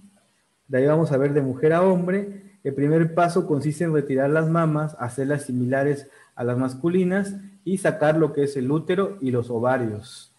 Se coloca en el neófalo una prótesis peniana con la finalidad de darle erección y que el paciente pueda desarrollar una vida sexual adecuada. Y el tercer paso, un año después de la primera cirugía, se lleva el conducto urinario a la punta del pene para que el paciente pueda orinar en una micción masculina. Finalmente quedará a criterio médico si es necesario la aplicación de hormonas masculinas. De este proceso de lo que viene siendo la reasignación de sexo, chicas, ¿les causa alguna duda, alguna inquietud, algo que quieran comentar?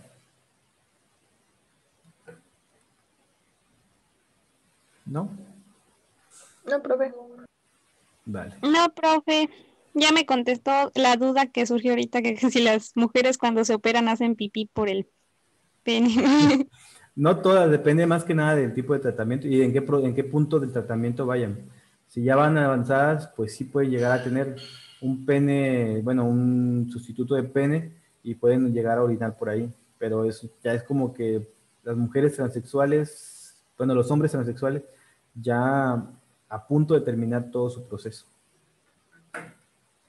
Bueno, preguntaron que en el periodo crítico hay ocasiones en el que no se pueda apreciar la curva. ¿Qué comentan ustedes por ahí, chicas?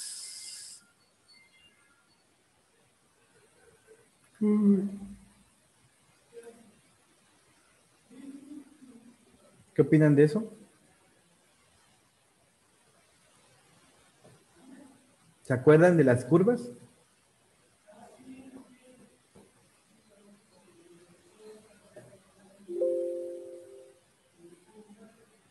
A ver, vamos a ver. La verdad yo no. Cuando hablábamos, ¿siguen viendo la misma presentación o están viendo la nueva que abrí? La misma. Vale. Cuando hablábamos de los criterios, de los periodos críticos en la clase,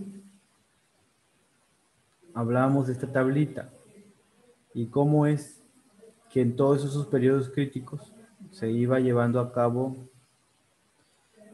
la modificación. Era donde había más disparo de lo que era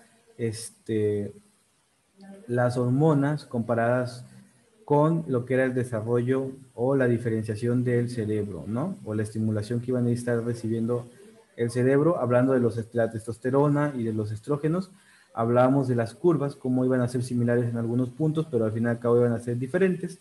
Y los periodos críticos son estos periodos donde hay repunte de las hormonas y donde pueden llegar a haber cambios verdaderamente en el pensamiento y en el desarrollo físico y psicosocial del individuo. Y lo que me preguntan ahora es si en el periodo crítico hay ocasiones en las que no se puede apreciar la curva. Básicamente la respuesta a esto sería, el periodo crítico es donde la curva sube. Si no se puede apreciar esto, entonces no es un periodo crítico, porque no va a haber cambio. ¿Ok? Es un periodo normal de desarrollo, pero no va a haber cambio. Vas a seguir creciendo, pero no vas a ver cambio. Si se dan cuenta, cuando nacemos hay un cambio. Cuando estamos en el útero hay un cambio. Cuando estamos adolescentes hay un cambio. Y es por eso que se ven esos picos en esas zonas. Si no hay pico, no hay cambio. Y al no haber cambio, pues no es un periodo crítico. ¿Por qué? Porque no hay nada que lo afecte, no hay algo importante que vaya a hacer algún cambio. Entonces, si hay ocasiones en las que no se puede apreciar la curva, es falso. Si no se aprecia, no es un periodo crítico. Durante el embarazo, el cómo piensa la madre respecto a su género, si llega a afectar al bebé, ¿qué dicen ustedes, chicas? Si ustedes piensan, no sé, ¿quién hizo esta pregunta? Se refiere, al referirse a su género, ¿se refiere al género del bebé o al género de la mamá? Del bebé. Ok. Entonces, ¿creen ustedes que si la mamá piensa que va a ser una niña, eso afecte directamente? No, a lo que me refería era a lo que, por ejemplo, si la madre ya sabe que va a ser niña, por ejemplo, si ya sabe y ella pues quería un hombre, pues ¿qué pasa ahí? Y Bueno, en ese caso, realmente, directamente no es como que la mamá se estrese o así, o piense y ya por eso vaya a cambiar de género el bebé o vaya a haber algún problema. No. Lo que sí puede haber problemática es ya una vez que nazca el bebé, si la mamá a lo mejor tenía, no sé, todo preparado para que fuera una niña y lo viste, lo empieza a decir como si fuera una niña, quizás ella quería una niña y está obsesionada con tener una niña, o un niño, los papás, por ejemplo, su primogénito y termina siendo una niña, y entonces, ¿qué va a pasar? El papá la va a empezar a tratar como si fuera un niño, ¿por qué? Porque él quiere su primogénito y bla, bla. En el periodo propiamente del embarazo no pasa nada, no le afecta al bebé, no pasa nada. Ya que nace el bebé, sí puede afectarle, pero por todo el desarrollo psicosocial que se lleva o todo lo que involucra el desarrollo psicosocial. ¿Ok? Es lo que iba a comentarle, profe, porque yo tuve un primo que, ¿cómo se dice? Que mi tío quería una niña y resulta ser que fue un varoncito. Y pues después de que nació, mi tío siempre lo trataba como si él fuera una mujer. Le decía niña, que no sé qué, y lo vestían así. Y Así el es, chico, de hecho, se volvió gay, así es. Entonces, por otros factores. ujú. Entonces, propiamente en el embarazo no le pasó nada. El bebé nació no, pues, normal, porque recuerden que lo normal no existe. El bebé nació normal, pero durante el desarrollo es donde sí puede llegar a afectar ese cambio de pensamiento o ese pensamiento que tengan incrustado los papás. Bueno, la siguiente pregunta es, ¿la orientación sexual llega a afectar a la sociedad o a influir en otros? ¿Qué dicen ustedes? ¿Influye, no influye? ¿Modifica la sociedad? ¿No modifica la sociedad?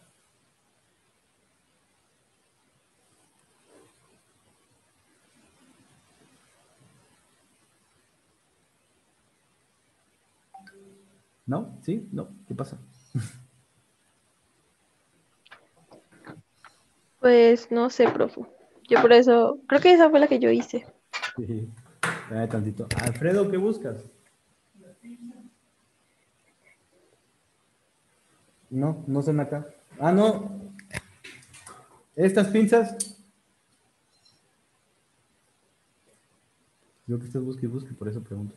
Ya, disculpe la introducción. Ahora sí, ¿alguien me puede decir si influye o no influye en la sociedad, si afecta o no afecta en la sociedad el hecho de la orientación sexual?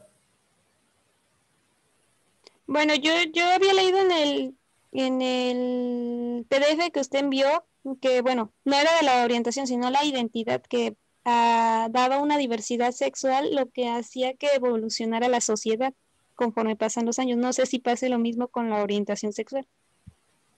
Así es. Bueno, es lo mismo, es casi lo mismo, porque la identidad sexual pues es algo muy diferente a lo que viene siendo la orientación sexual. La identidad sexual pues es algo que puedes ver de manera directa y la orientación sexual pues es algo que no se puede ver. Sin embargo, la conducta de una persona que es heterosexual a una persona que es homosexual puede haber variaciones en cuanto a su comportamiento. Algunas cosas, por ejemplo, si todos los hombres se volvieran homosexuales, y todas las mujeres se volvieran lesbianas, quizás, por ejemplo, no sé, el 50% de las mujeres que son lesbianas tienden a no arreglarse, quizás a no maquillarse, más que no arreglarse, a no maquillarse, ¿no?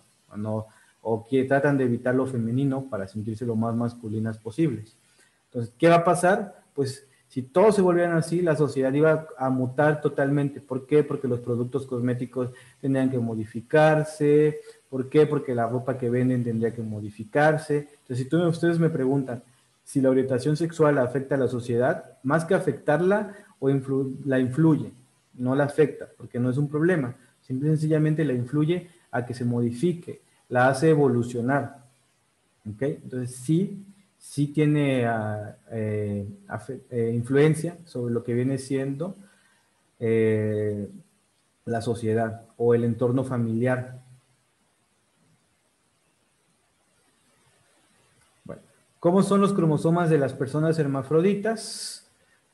Hay 4 diversos tipos de hermafroditismo, como sigue el 46XX, que es el hermafroditismo, el 46 hermafroditismo XY, el hermafroditismo gonadal verdadero y el hermafroditismo complejo. Estos hermafroditismos, si se dan cuenta, no hay ninguna alteración genética propia en esto, solamente no es como que el gen los cromosomas hayan cambiado, simplemente es que algún gen o algún alelo está modificado y eso hace que se dé lo que es el hermafroditismo. Pero si se dan cuenta es exactamente lo mismo y solamente hace referencia a si es una mujer hermafrodita o si es un hombre hermafrodita. Lo del hermafroditismo gonadal verdadero hace referencia a los trastornos que no están ligados a los cromosomas sexuales y que son hermafroditismos completos, es decir, que tienen tanto genitales masculinos como genitales femeninos. Eso principalmente se da durante el embarazo y más por una alteración genética, se da por alguna problemática de alguna enfermedad que le haya tenido la mamá o que haya tenido o que haya estado expuesta a algún elemento durante el embarazo. Entonces, eso sería en cuanto a los cromosomas de las personas hermafroditas. ¿Qué pasa con las personas que se consideran asexuales? ¿Qué es para ustedes la asexualidad, chicas?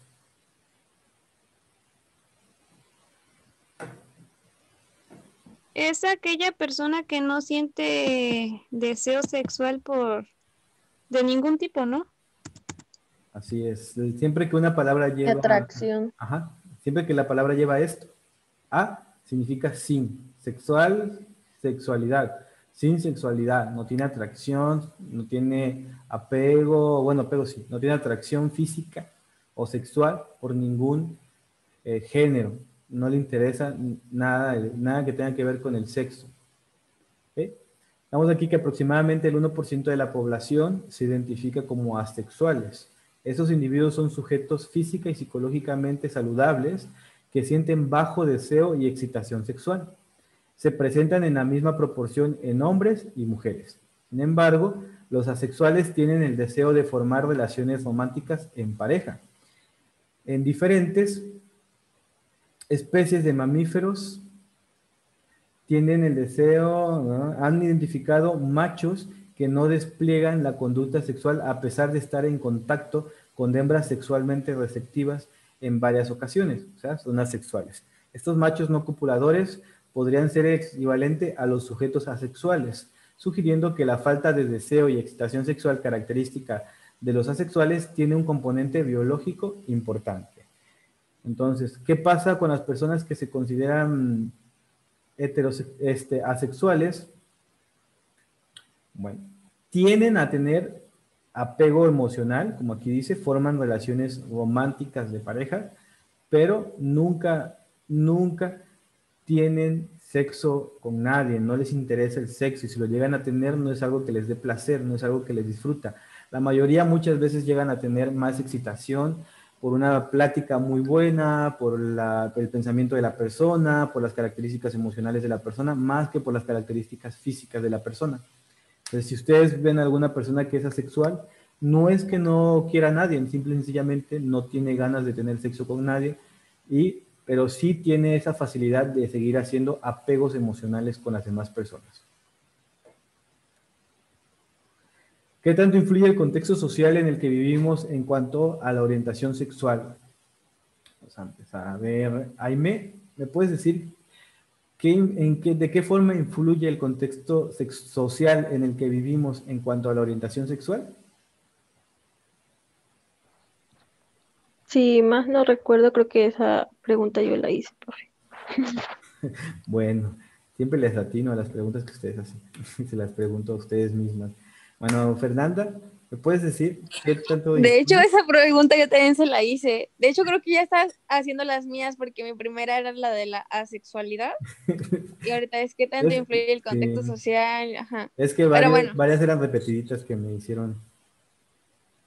yo pienso que sí influye el contexto social en el que vivimos en cuanto a la orientación sexual. ¿Ok? Noemí, ¿usted qué opina? Yo opino que sí, sí influye, puesto que anteriormente, por ejemplo, era mal visto que una persona se fijara en una persona de su mismo sexo. Entonces, eso hacía que las personas reprimieran ese sentimiento, ese deseo o atracción, como usted quiera verlo. Y hoy en día que ya somos como que una sociedad más evolucionada, por así decirlo, y más tolerante en algunos aspectos, entonces eso hace que las personas dejen fluir su sentir. Así Entonces es. yo creo que sí influye demasiado la aceptación de eso de la orientación sexual en el contexto social. Así es. En la orientación sexual influye en la sociedad como la sociedad influye en la orientación sexual.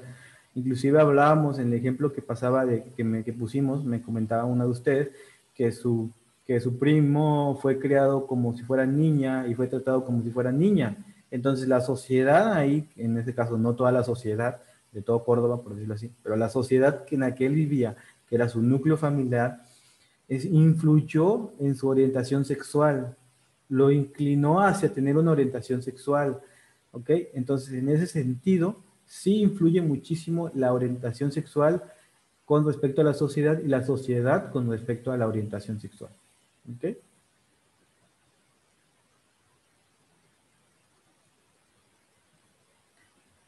Si soy heterosexual, ¿eso ya viene determinado desde mi nacimiento o es una elección? Tomando en consideración esto que acabamos de hacer y lo que hablábamos de se nace o se hace y qué determina la sexualidad de una persona, vamos a ver. ¿Qué me pueden decir ustedes, chicas? ¿Desde que nace uno ya tiene la elección de la orientación sexual?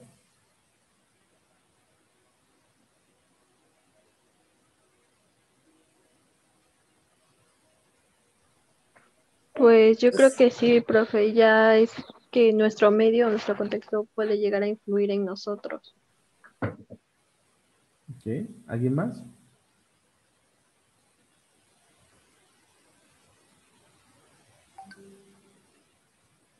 Yo digo lo mismo, que nuestro contexto es lo que nos define. Es como, por ejemplo, no sé si ha oído había una teoría de que existía el gen violador, por así decirlo, que si tenías un padre violador significa que tú ibas a ser violador, eso no significa que lo seas.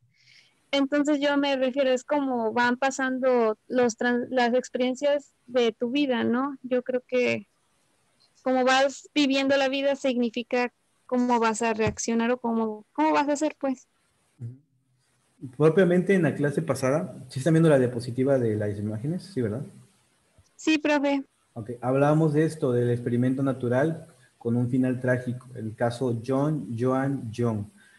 Él era un niño muy pequeño, de bebé, bueno, era de bebé, fue mutilado porque le hicieron la circuncisión, se le infectó, le tuvieron que quitar todos sus genitales y después fue por decisión de lo que viene siendo los padres, fue convertido en una mujer, fue criado como una mujer, fue sometido a tratamiento hormonal, a tratamiento quirúrgico como una mujer y lo convirtieron al final al cabo en una mujer. Después de que fue una mujer, primero era John, después fue Joan, él tomó la decisión de volverse hombre o de hacerse transgénero hombre, siendo que ya genéticamente era hombre. ¿Por qué? Porque él nunca se sintió atraído por hombres, nunca se sintió como mujer y bla, bla, bla, bla, bla, bla, bla.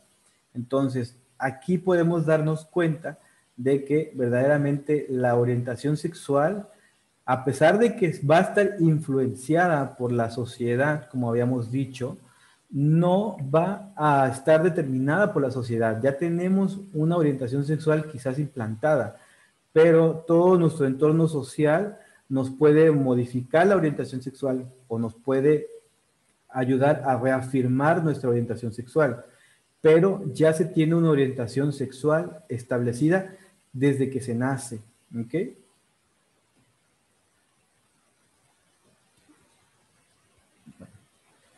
¿Qué tanto influye nuestro sexo biológico como nuestro contexto social en las enfermedades, incluso en las enfermedades causadas por emociones?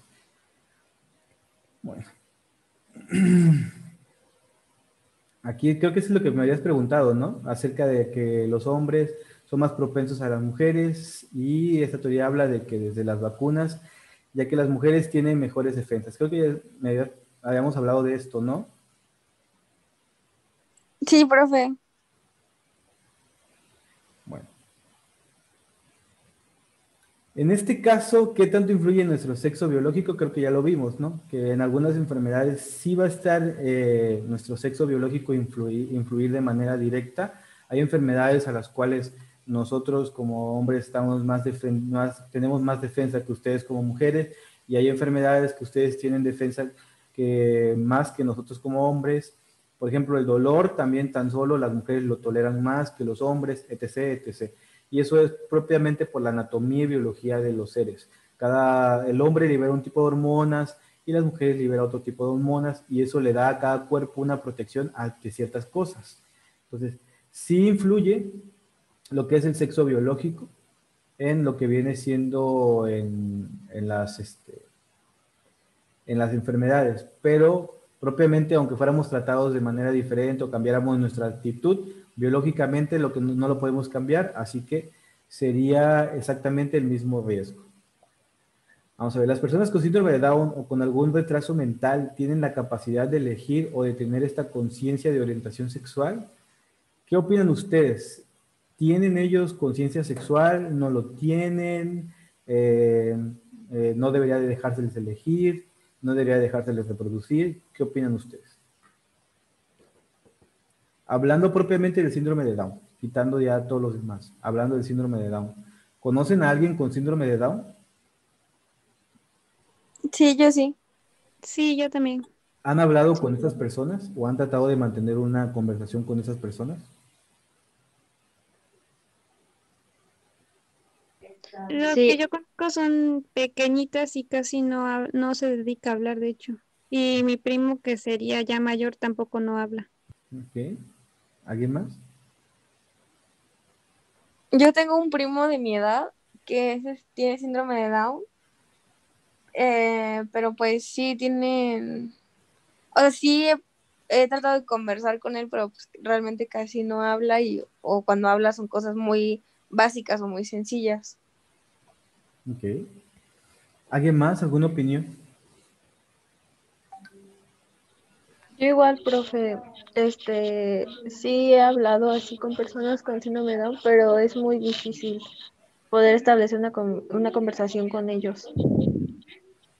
Así Ay, es. pero ya me acordé de algo, profe. Yo cuando iba en la secundaria conocí una chica que tenía síndrome de Down. Y estaba en la secundaria. Estaba en la secundaria y ella sí, o sea, tenía todos los rasgos, pero sí hablaba y podía tener una conversación.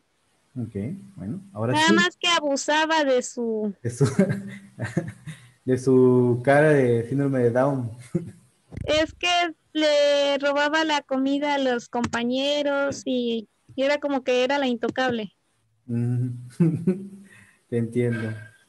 Bueno, vamos a hablar ahora de lo que viene siendo la discapacidad intelectual.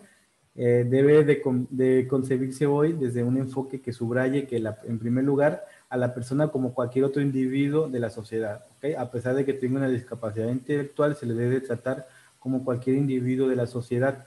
La discapacidad intelectual no la tiene la persona es la manifestación de una capacidad menor para la interacción con un entorno del que todos formamos parte.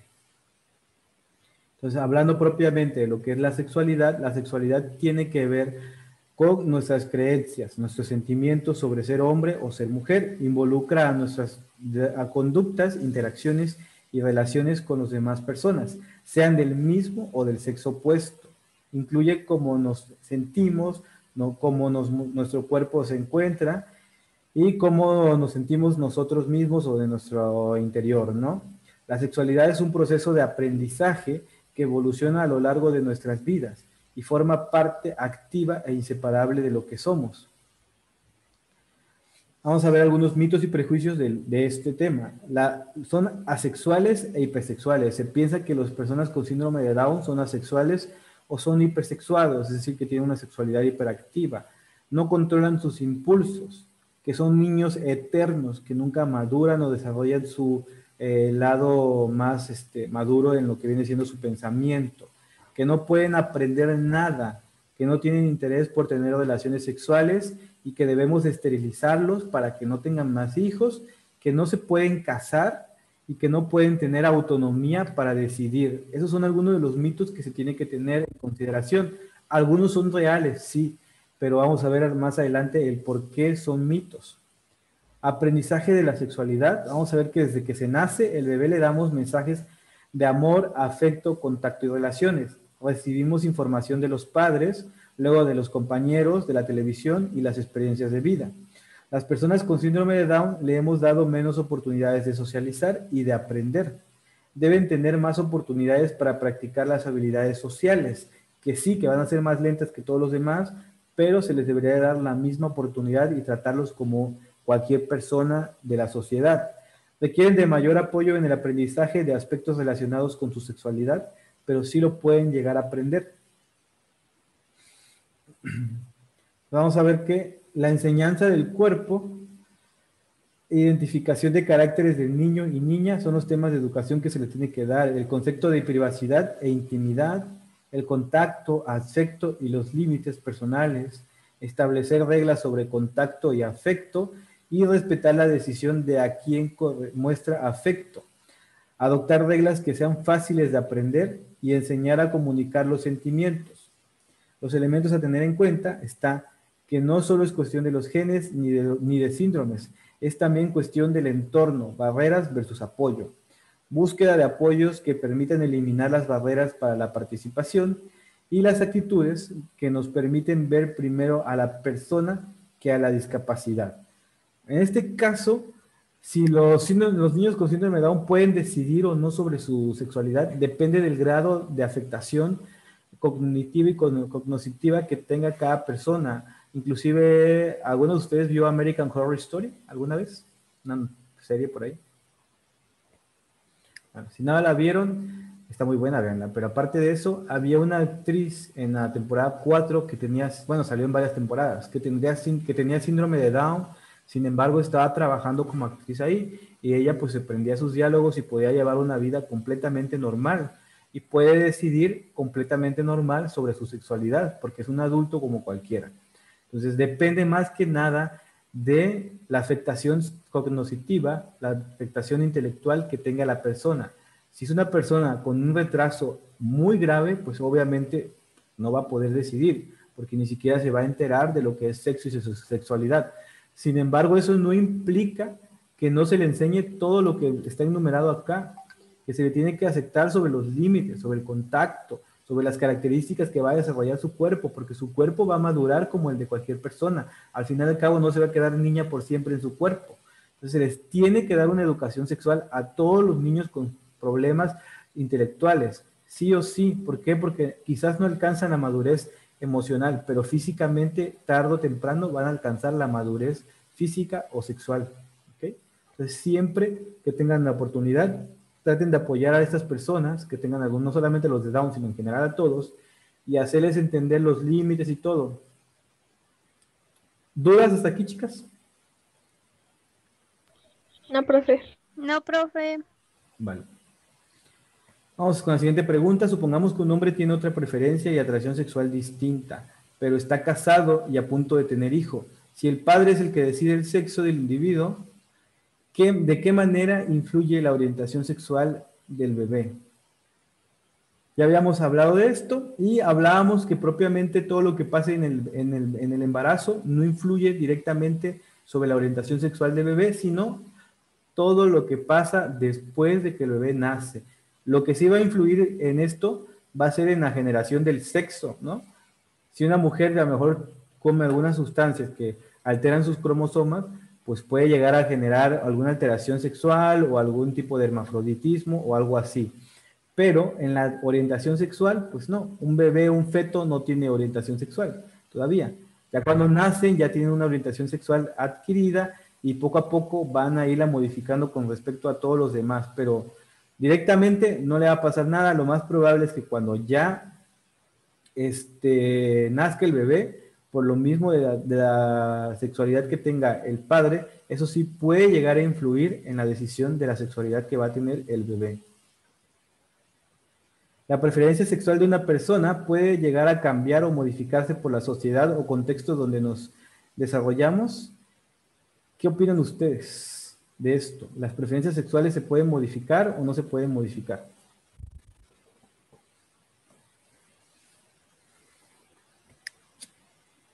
Pues depende, ¿no? Porque yo conocí a una chica que era bisexual por moda. Ok. Bueno, es importante, de hecho, cuando veamos más adelante lo que es el desarrollo sexual y probablemente vamos a ver el de la pubertad, es un periodo, la pubertad y parte de la adultez joven, donde la mayoría de las personas, sin importar su preferencia sexual, tienden a experimentar otras experiencias sexuales, pero eso no implica que tengan atracción sexual por eso, simple y sencillamente lo hacen por experimentar y por determinar si es algo suyo o si no es algo suyo, ¿no? Entonces, ¿puede modificarse la preferencia sexual? Técnicamente no, porque esas personas que, si yo soy homosexual, voy a seguir siendo homosexual. Pero si yo, por ejemplo, soy heterosexual, pero tuve relaciones con otro hombre, nada más, no sé, porque estaba borracho X, porque quería probar por X o por Y y no me gustó, pues ¿sabes qué? Sigo siendo heterosexual, al final y al cabo, ¿no? No es que se haya modificado por tener un contacto sexual, muchas veces es algo que en la comunidad homosexual causa mucha burla, ¿no? De que, no, que nada más es hetero, no sé qué cosa. Bueno, el caso es que una persona puede llegar a cambiar o modificar su orientación sexual, sí, pero solamente ante la sociedad. Realmente, en el fondo, va a ser muy difícil que lo logre modificar. ¿Qué tanto influyen nuestros sentimientos y emociones en la orientación sexual y preferencia sexual? Pues, bueno, vamos a leer un pequeño testimonio que encontré por ahí en internet de una persona que era lesbiana, ahora se llama ella ex lesbiana, dice así: mujer es lesbiana, contó su caso a un psiquiatra holandés homosexual pediátrico, partidario, de la aceptación como solución. Aunque a usted le cueste creerlo, yo me he curado a los 37 años. Para mí, 37 años de dolor, miseria, búsqueda de ayuda, rezos, esperanzas, etc., sin ver nada más del mundo que mi propia miseria que me irritaba el modo más profundo, con la firme convicción de que los va a arrastrar hasta la muerte. Yo era enfermera y me enamoraba frecuentemente de mujeres mayores que yo. A pesar de ello, nunca practiqué contactos sexuales. Una vez, después de un fracaso amoroso, intenté suicidarme.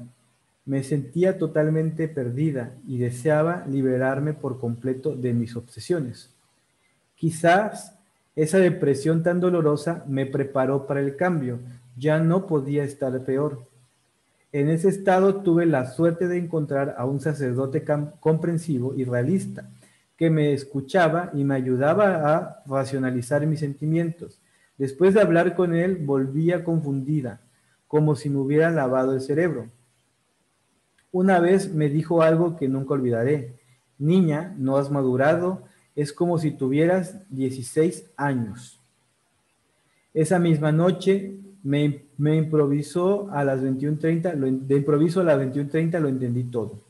Sentía como una niña y como tal me estaba comportando. Así reconocí mi propia inmadurez. En este mismo momento empezó mi proceso de curación, de adaptación a la sociedad como es, no como yo la veía. Empecé a descubrir la realidad tal cual como era. Había vivido en un mundo subjetivo, percibiendo todo desde un punto de vista únicamente emocional.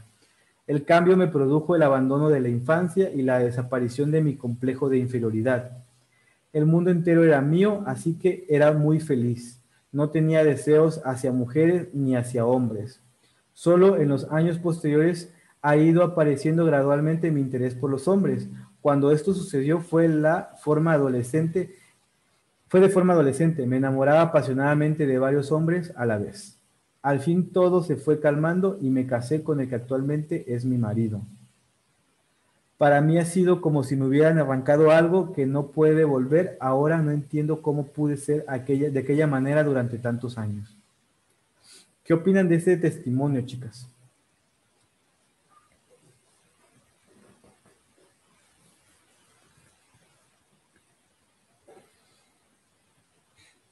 ¿Qué les parece el testimonio? ¿Verídico, no verídico? ¿Conocen a alguien que haya vivido algo similar? ¿Qué datos me pueden decir ahí? ¿En qué sociedad vivía la persona? ¿Qué datos podrían detectar ustedes en este testimonio?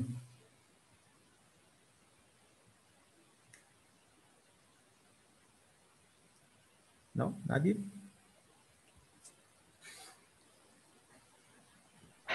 Siento que trató de evadir sus sentimientos. Ok. ¿Alguien más?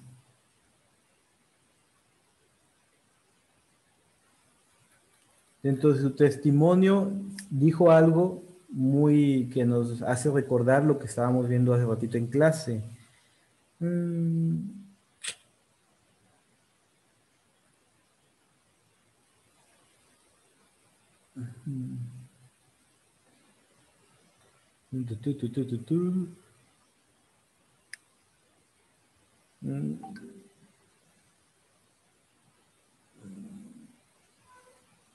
A ver, ¿dónde está? ¿Dónde está una vez una volví a confundir. ¿Dónde estaba? A ver.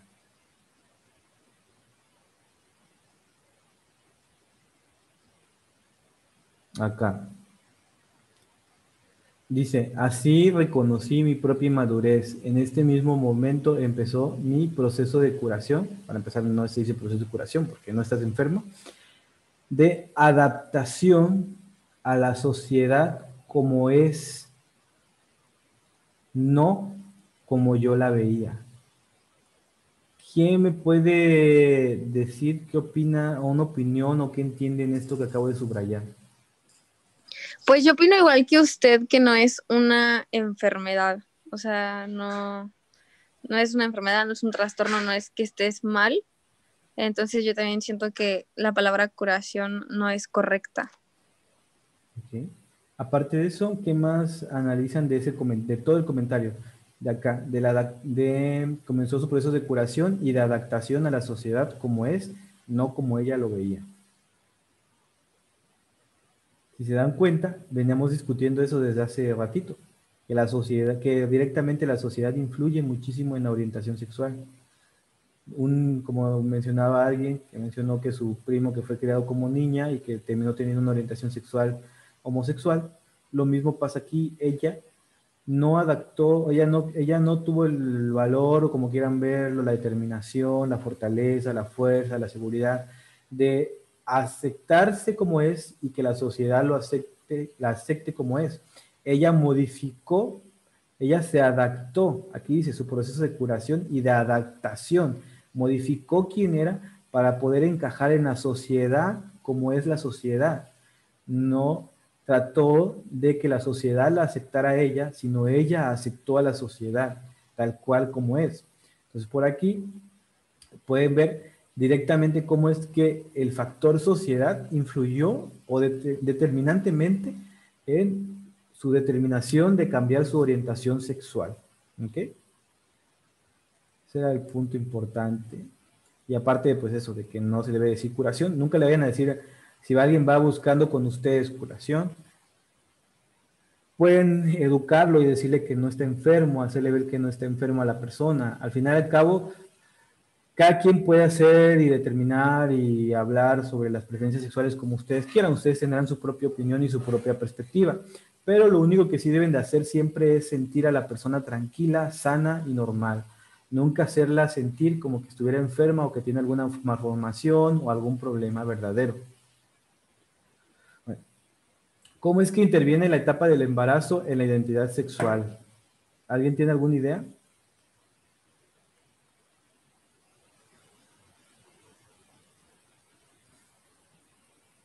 ¿No? Bueno, hablábamos de que el embarazo, cuando hablamos de la curva de los periodos críticos, estaban así, y hablábamos aquí de que el embarazo, que cuando nacían, y aquí cuando era la pubertad.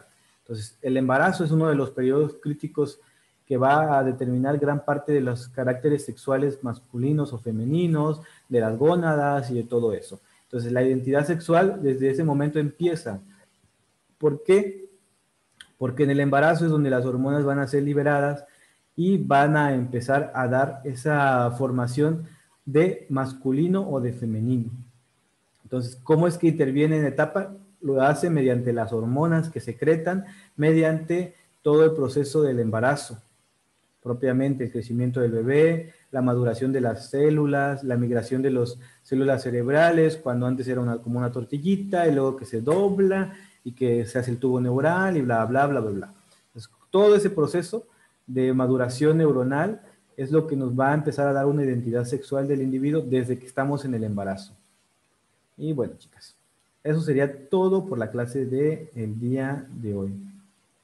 ¿Dudas, preguntas que tengan? No, profe. Yo no, profe, estuvo interesante la clase. No, profe, ninguna. Está interesante todo el tema, ¿no? Sí. Sí, sí, está muy debatible. Así Pero es. sí. Muy, muy debatible. Y podríamos seguir y seguir y seguir debatiendo. Al final y al cabo. Pero lo importante de aquí es que se queden ustedes que cuando hablen de temas de sexualidad y así, nada es normal y nada es anormal. Bueno, la pedofilia pues sí es anormal, ¿no? O sea, son enfermedades ya propiamente, pero en cuanto a las preferencias sexuales y cuestiones así, no, ustedes no pueden utilizar la palabra normal y la palabra normal, no. Ni tampoco la palabra curación, ni no curación, ni tampoco cambio de sexo, sino es resignación y todos esos detalles, ¿no?